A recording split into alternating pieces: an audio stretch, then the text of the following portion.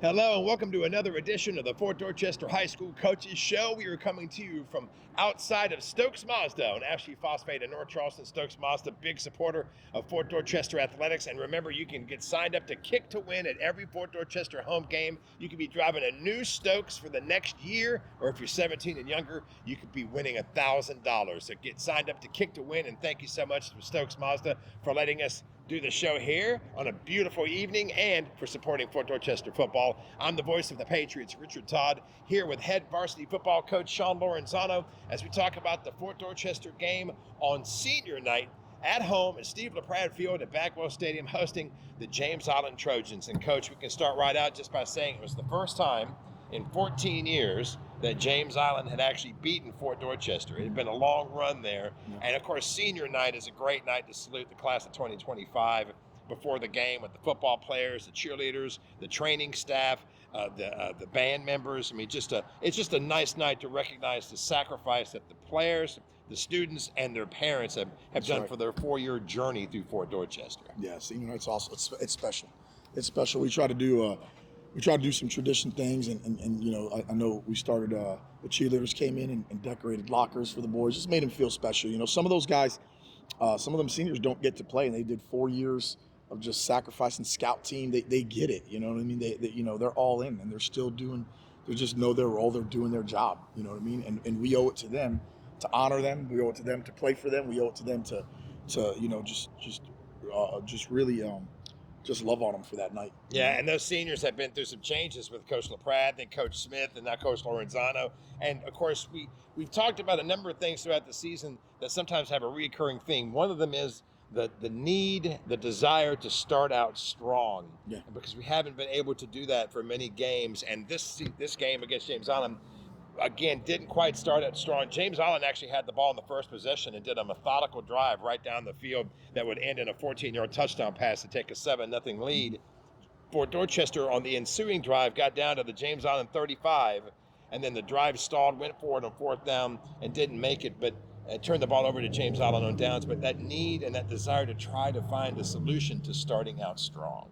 Yeah, we you know, you got to strike first, and you know, we haven't been able to get that mindset.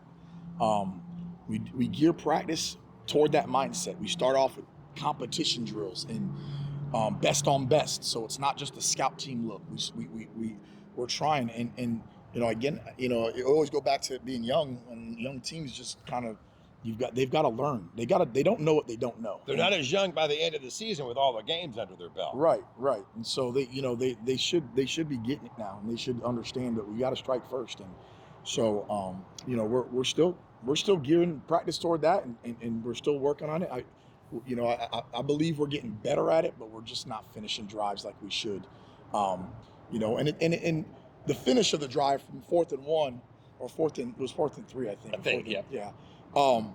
That doesn't tell what the drive was. We had some wide open stuff that we were missing that should have picked up an easy first down and an easy score a couple times there, and on that drive right there. So we'll get it, and we'll get it fixed. And well, when James Island got the ball back, the defense stopped the drive, and then came what was a pivotal play. We talked about it last week in the West Ashley game. The receiving the punt, and mostly it's number 0, Ryan Campbell, who does that. He didn't come up and get the ball, and it flipped the field on the 65-yard punt against West Ashley. This time, it felt like he didn't come up to receive the ball. The ball bounced and ricocheted off a Fort Dorchester player, and it turned it over to James Island. The player had his back turned because he was blocking someone, and fortunately, the defense stopped the Trojans in the red zone, held them to a 28-yard field goal, but down 10-0, and that seemed like a play that could have been avoided.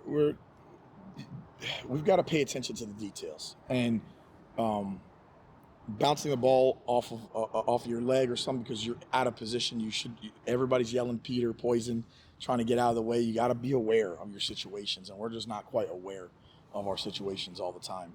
And that one bit us bad. That bit us in the butt. We couldn't, you know, you're going to end up getting the ball. Now they end up getting the ball in great field position. Yeah, but the defense held them to 3. So Yeah, it was they did. 10-0 Defense did great. in the second quarter. James Allen with another extended drive, quarterback scramble, nice pass down the middle to the tight end, and got the ball down to the goal line. And the Fort Dorchester defense really stiffened up. Looked like we were going to have a goal line stand there and to hold them to another 3 points. Eventually, James Allen plugged it in with a 2-yard run to make it 17-0. That would be the score at halftime. Offense was having struggles. Kevin Johnson just didn't seem to have as much time to throw the ball, the line. And we got to give James Allen props. They have 2 players on their defense who made the Low Country All-Star team. Yeah. So James Allen's got a good defense.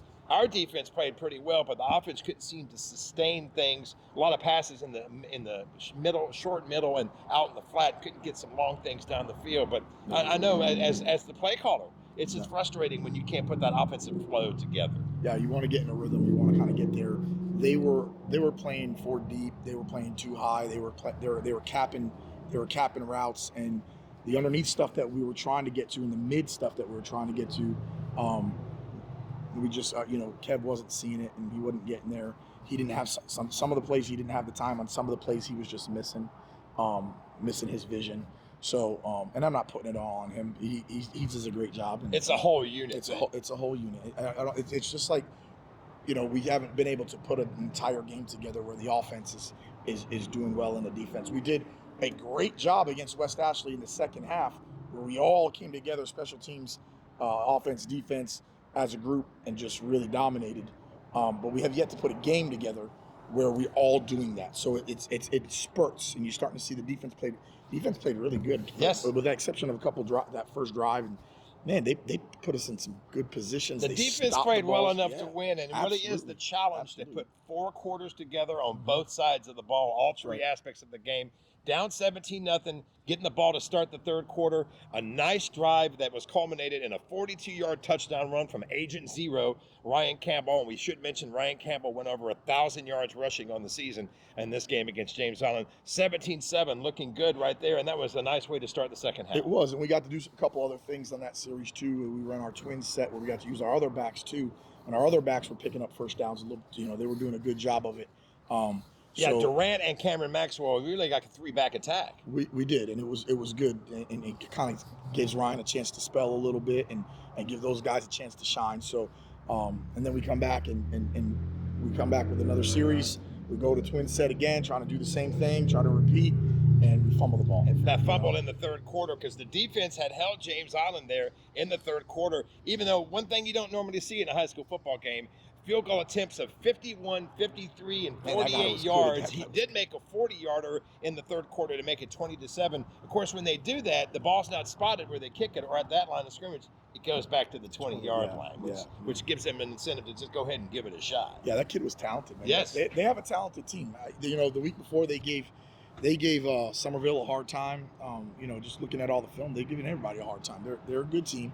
Not to say that we just didn't execute like we should execute. You know what I mean? And we've got to get better, and we're going to continue to work at it. But even down 27 in the fourth quarter, you had the fewest penalties by a Fort Dorchester team all season long. I think last week we only had 5 yards. Oh, as a team. Yeah, as a team. As an offense. Yeah. Yes. Heading into the fourth quarter, and so there was still a 2-possession game. The defense keeping you in the game, and the offense trying to find that other score to make it a 1-score game. There just wasn't that offensive efficiency, and a fourth down deep in your own territory, down 2 possessions, you kind of have to go for it at that moment and stop. James Allen stops you on that, turns the ball over on downs. And it seemed like after that moment, the thing that really, I think, bothered people more than anything else was the body language and the sense of urgency after turning that ball over on downs. It just seemed like at that moment that the air came out of the balloon there for Fort Dorchester there in the fourth quarter. Yeah, we've got to handle adversity better, and these are the character lessons you got to learn and teach. And you can't grow weary in teaching these lessons. I've heard a lot of praise about how the sideline looks so much better than the last couple of years or last year or whatever it was, and then I've heard it's just we've just got to be consistent, and we are consistent. See it through, and we've got to see it through. And you're gonna see relapses of things when adversity hits. From they're young, they're kids. They're gonna get emotional. We as a coaching staff are gonna go ahead and police it every single time. We're gonna be consistent with it every single time, they're going to test, and we're going to be consistent with our discipline on it. So James Island improved to 5-3 on the season. Fort Dorchester at 4-4 on the season. They would, after that turnover on possessions there in the fourth quarter, get a 7-yard touchdown run. The point after blocked by the Patriots. 26-7 would be the final score for Dorchester with a late interception in trying to get those points late in the fourth quarter. So you stand at 4-4. The region now is pretty much out of reach, but the playoffs are still right there in front of you. The postseason at Stall coming up on Friday, October 25th, and then hosting Somerville on Friday, November the 1st, which is always the game of the year in the Low Country and the biggest rivalry in high school football in the Low Country. Yeah. Just the status report on the team as we head into the Stall game and then the Somerville game, and just where we're looking as we look towards a postseason berth. We're looking to fight every week. We are looking to get in a dogfight every week and come out on top. We're not intimidated by this team. We're not intimidated by Somerville. We're not intimidated by Stall. We're going to come out and we're going to take care of us. We're going to fix the things that we have to fix. We're going to attack the game with the same intensity and probably even more intensity than we ever have. And we will be ready. Okay. Am I saying we're not going to make mistakes? That's not what I'm saying. Right. Okay. But we are going to be ready. We are going to be ready mentally. We're going to be ready physically, and we're going to get after it. I know these kids. This is the game that they look forward to all year long. This is the rivalry game coming up in a couple weeks, and I'm excited about it. And the kids, whatever happened this season, 4-4, whatever, it doesn't matter. We're 0-0. That's right. When the postseason starts, and that's it. And we're going to be ready to rock and roll. Well, we want to get everybody out there to District 4 Stadium on Montague Avenue on Friday night, the 25th, 7:30 kickoff. The Stall Warriors hosting the Fort Dorchester Patriots. Remember, if you can't make it to the game, you can listen to the game on fdhsathletics.mixler.com or go to Facebook and type in Fort Dorchester Sports Radio, or on X, formerly Twitter, you can type in FDHS Radio and listen to the game with Ralph Nolan's broadcast. Coach, best of luck getting ready for the Stall Warriors, and we'll talk about it again. We appreciate it. Yes, sir. And we appreciate you watching this edition of the Fort Dorchester High School Coaches Show.